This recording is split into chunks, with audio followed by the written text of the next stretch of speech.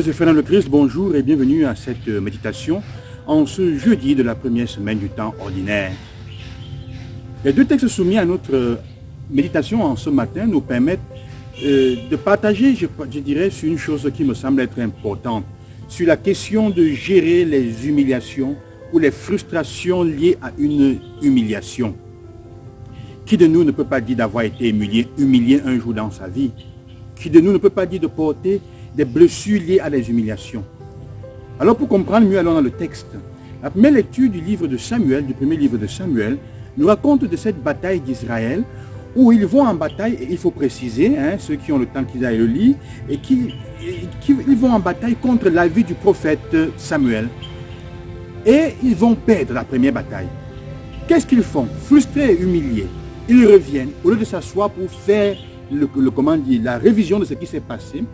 Ils forcent les prêtres du temple à emporter avec eux l'arche de l'alliance au milieu du campement, comme pour leur redonner vigueur. Et il faut dire ici qu'ils n'ont perdu qu'un petit nombre de personnes, un certain millier, quelques milliers, moins de 10 000. Et donc, ils sont contents parce que le Seigneur est au milieu d'eux et tout le reste. Mais ils vont reperdre la bataille, même avec l'arche. Et cette fois, ils vont perdre 30 000 hommes. Bien pire. La question est donc de savoir, de se demander, comment est-ce qu'ils peuvent gérer l'humiliation de cette façon, au lieu de s'asseoir, de réfléchir, d'être humble et d'affronter le problème d'une autre façon. Ils vont chercher à imposer, à s'imposer et, à arracher quelque chose, on peut dire comme ça, une victoire. Ils entrent encore plus dans la guerre, dans les problèmes, avec cette humiliation. Parfois, frères et sœurs, on affronte notre humiliation en cherchant à imposer aux autres, à la faire payer aux autres. C'est leur faute. On ne se fait pas un mea culpa pour dire, peut-être c'est moi qui suis le problème dans la guerre, dans la perte que j'ai eue. L'évangile, au contraire, nous montre des deux côtés une autre façon de vivre l'humiliation et une autre façon d'accueillir quelqu'un qui est humilié. Le premier, c'est cet homme qui est lui aussi est lépreux. Et il dit à Jésus qu'il y a une humiliation parce qu'il est marginalisé. Sûrement on l'insulte, on lui dit c'est la faute de ton père ou de ta mère. Il y a beaucoup d'humiliations qu'ils vont vivre. Et il dit au Seigneur, si tu veux Seigneur, tu peux me guérir. C'est une attitude de remettre entre les mains du Seigneur sa confiance.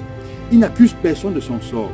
Il ne vient pas avec l'attitude de celui qui veut imposer à Dieu une réponse. Qu'est-ce qu'il va faire? Parce qu'il se sent humilié. Il n'insulte pas, rien. Il ne prétend pas. Il dit, Seigneur, si tu veux, tu peux me sauver. Jésus l'accueille de la même façon avec laquelle il se présente. Je le veux, sois guéri, sois purifié. Alors on se pose la question aujourd'hui, avec cet évangile, ce que je propose comme méditation, c'est de vérifier comment est-ce que nous vivons les humiliations. Quand tu te sens humilié, qu'est-ce que tu fais? Tu gères comment? À différents degrés. Et quand tu es en face de toi quelqu'un qui est humilié, comment est-ce que tu affrontes et tu l'accueilles? Jésus n'écrase pas l'humilié. On dirait, il ne tire pas les pieds d'un pendu. Nous avons parfois tendance, quand quelqu'un est humilié en face de nous, que ce soit notre faute ou non, à chercher encore à l'écraser. Et il y a combien d'humiliations que nous faisons subir aux gens dans le quotidien, dans la journée. Les gens, toi tu es au bureau, des personnes arrivent parce que ton patron t'a humilié, t'a écrasé, toi aussi tu fais subir aux autres. À la maison avec ta femme, parce que tu es frustré, quand tu n'as pas d'argent, quand tu es pauvre, on fait parce qu'on doit donner l'impression d'être des grands. On ne peut pas me traiter comme ça. Alors on la fait subir aux autres. On s'insulte. Combien? Comment est-ce que tu accueilles ceux qui sont humiliés? Comment est-ce que tu te proposes?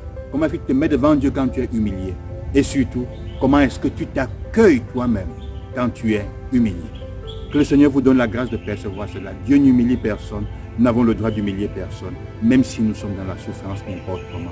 Et que le Seigneur vous accompagne, qu'il vous fasse découvrir cette grâce et cette liberté de se mettre devant lui avec nos humiliations. Parce que l'humiliation ne change rien à la vérité de ce que tu es et de comment Dieu te regarde. Fils et fille, aimés depuis la nuit des temps, et dont rien ne pourra ternir l'image et la valeur aux yeux du Seigneur. Bonne journée, que le Seigneur t'accompagne et t'accueille. Loué soit Jésus-Christ.